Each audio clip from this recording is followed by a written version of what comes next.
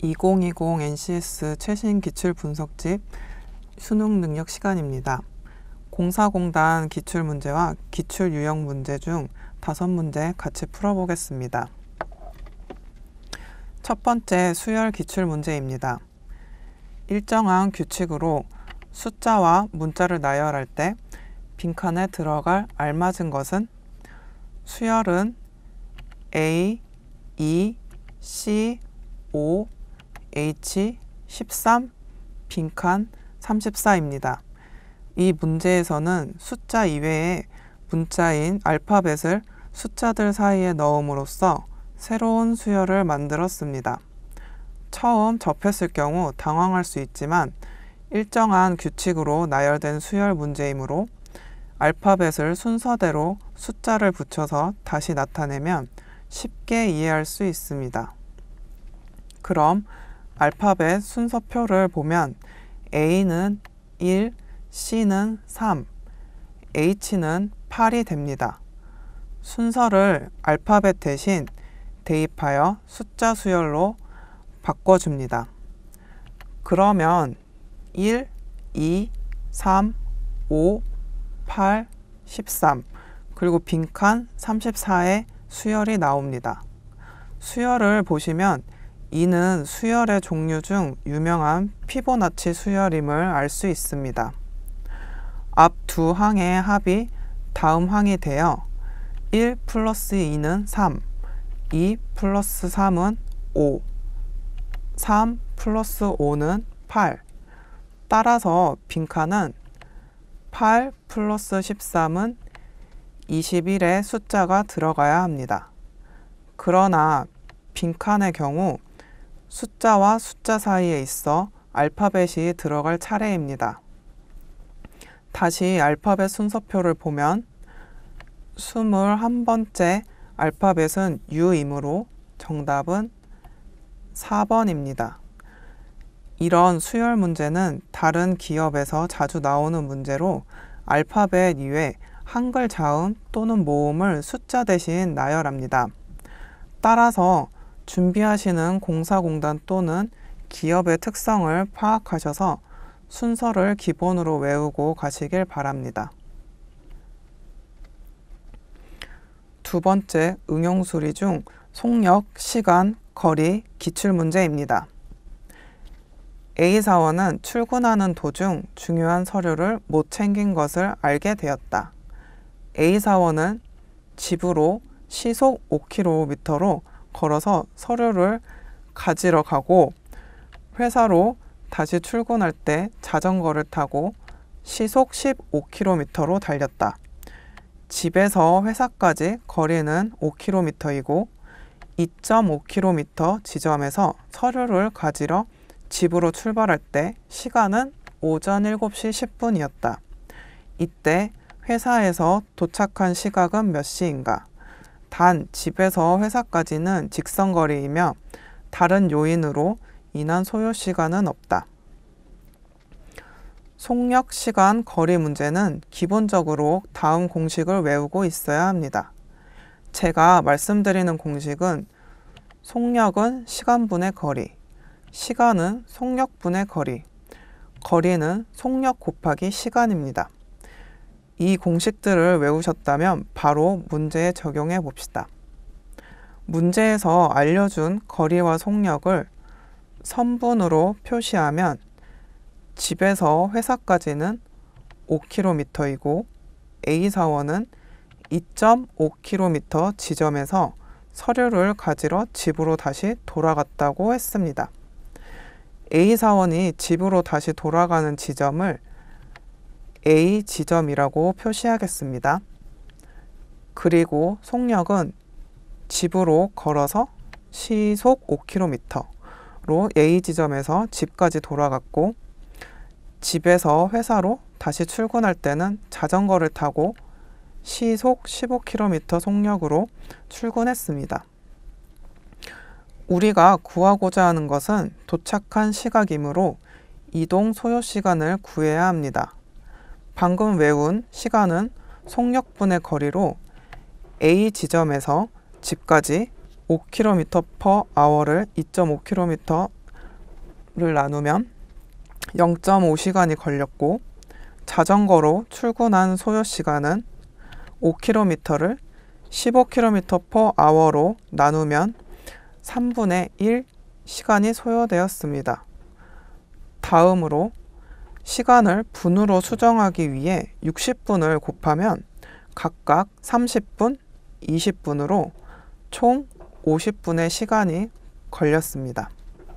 따라서 A 지점에서 집으로 출발할 때 오전 7시 10분이었으므로 50분을 더하면 A 사원은 오전 8시에 회사에 도착했으며 정답은 2번입니다. 세 번째, 응용수리에서 경우의 수, 확률, 기출 문제입니다. 다음은 K공단이 신용등급이 변화될 가능성을 정리한 표이다. 2018년에 C등급을 맞은 K공단이 2020년에도 C등급을 유지할 가능성은 K공단 신용등급 변화 비율표를 보고 먼저 무엇을 뜻하는지 이해해야 합니다. 표를 보시면 N년, N+1년이라고 적혀 있습니다. 이 의미는 K공단의 등급이 A, B, C 등급 중 하나일 때 다음 연도에 A, B, C 등급 중 한 등급이 될 가능성 변화 비율을 말합니다. 예를 들어 이번 연도에 A 등급이었는데 다음 연도에 다시 A 등급이 될 가능성은 0.6이 됩니다. 표 밑에 정보를 읽어보면 신용등급은 매년 1월 1일 0시에 산정되며 A등급, B등급, C등급 순으로 높은 등급이다. 신용등급 변화 비율은 매년 동일하다. 문제에서 2018년도에 C등급이었을 때 2020년도에 다시 C등급이 될 가능성을 물어봤으므로 경우의 수를 모두 생각합니다. 2018년 다음에 2019년 그리고 2020년 3년 동안의 등급의 변화에서 2018년과 2020년은 고정적으로 C등급이고 2019년도에는 A, B, C 등급이 모두 가능합니다. 따라서 세 가지 경우의 가능성을 구하고 모두 더한 값이 정답이 됩니다. 첫 번째로 2018년 C등급, 2019년에는 A등급, 2020년에 다시 C등급이 될 가능성을 계산하면 C등급이 A등급이 되는 변화 비율은 0.1, A등급이 C등급이 되는 비율도 0.1, 두 비율을 곱하면 0.01이 나옵니다. 나머지 두 가지 경우도 계산해보면 C등급이 B등급이 되는 비율 0.22, B등급이 다시 C등급이 되는 비율 0.33 곱하면 0.0726 C등급이 C등급이 되는 경우 0.68 다시 똑같은 경우로 0.68을 곱하면 0.4624가 나옵니다. 따라서 모든 경우의 가능성을 더하면 0.01 플러스 0.0726 플러스 0.4624는 0.545로 정답은 2번입니다. 이 문제는 금융권에서 많이 다뤘던 문제로 한 번 익히면 하나도 어렵지 않고 오히려 시간을 단축할 수 있는 문제입니다. 네 번째 표 자료 해석 문제입니다. 다음은 Q 지점의 행원들에 대한 서비스 평가 결과이다. 다음 내용을 통해 추정할 수 있는 설명으로 적절하지 않은 것은? 이 문제 또한 표를 보시면 평가 항목은 응대 서비스, 업무 처리, 상담 능력, 기본 환경 4가지이고 항목별 만점 점수는 35, 25, 30, 10점입니다. 점검 내용은 대충 훑어봐 주시고 행원들은 4명이며 점수 단위는 점이고 평가 항목의 점수를 모두 더하면 총 100점 만점입니다. 그리고 아래 점수 구간별 등급은 탁월, 우수, 보통, 미흡으로 10점씩 차이로 경계를 나눴습니다. 그럼 이제 자료를 이해하셨으면 선택지를 읽어봅시다. 1번 Q 지점의 행원 서비스 평가 결과 평균 86.25점으로 우수 등급에 해당한다. 2번 수신계 A사원은 6개월 전 입사한 신입사원으로 다른 선임들보다 총 평가 점수는 낮지만 고객 응대 서비스만큼은 인정받아 향후 기대되는 인재이다.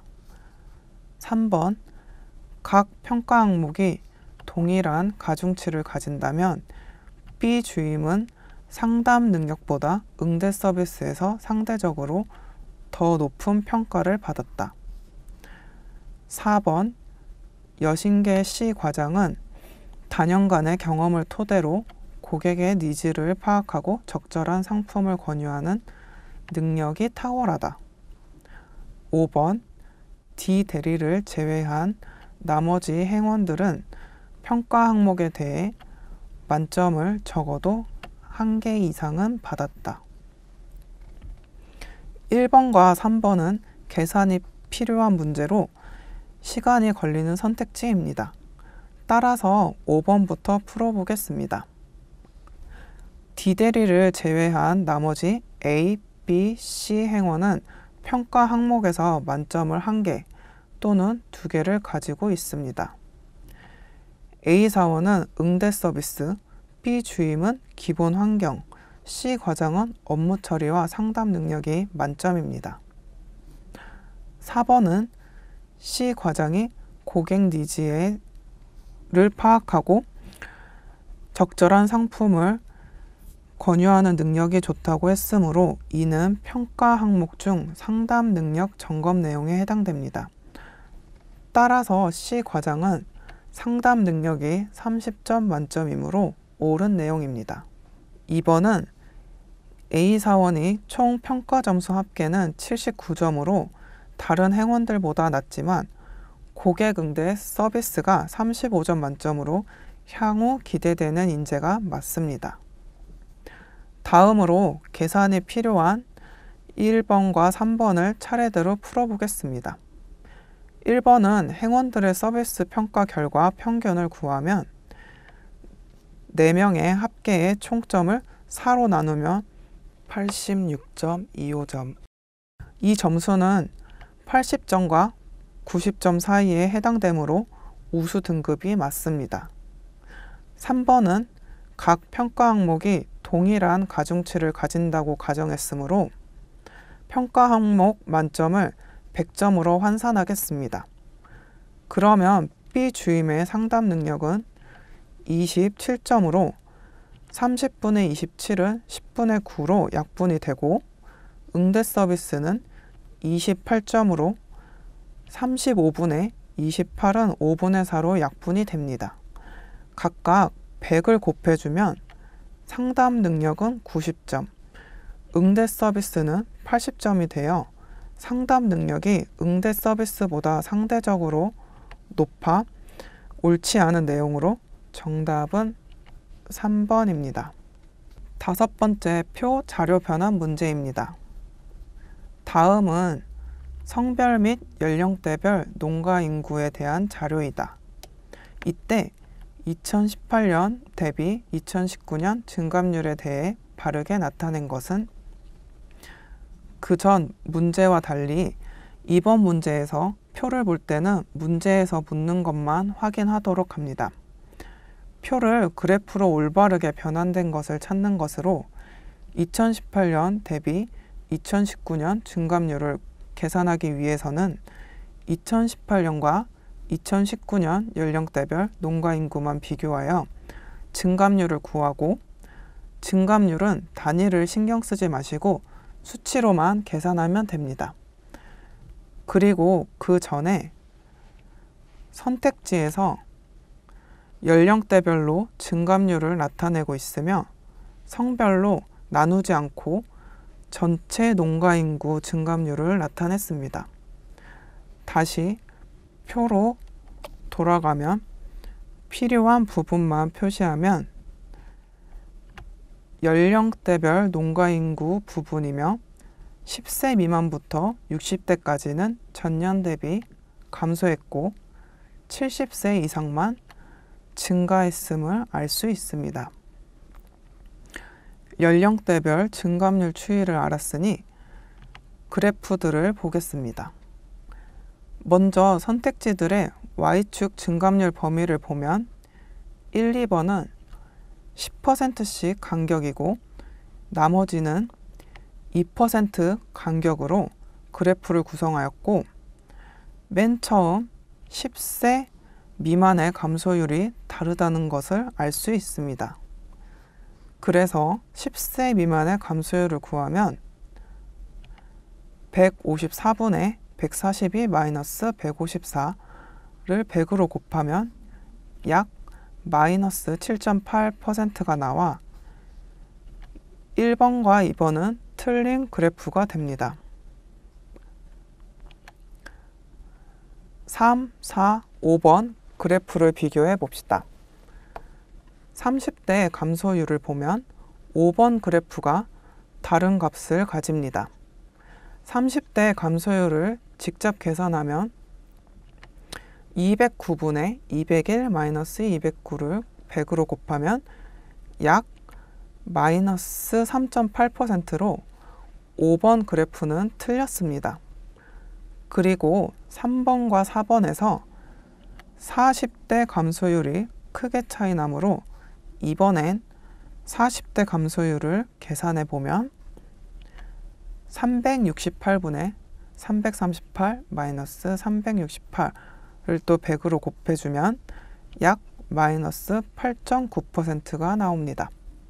따라서 연령대별 2018년 대비 2019년 증감률을 나타낸 오름 그래프는 3번입니다. 표에 대한 문제는 구하고자 하는 것에 필요한 수치만 볼 수 있는 연습이 필요합니다. 이를 통해 풀었던 문제보다 복잡한 표가 나와도 실수를 줄이고 시간 단축을 할 수 있습니다. 이상으로 수리능력 강의를 마치겠습니다.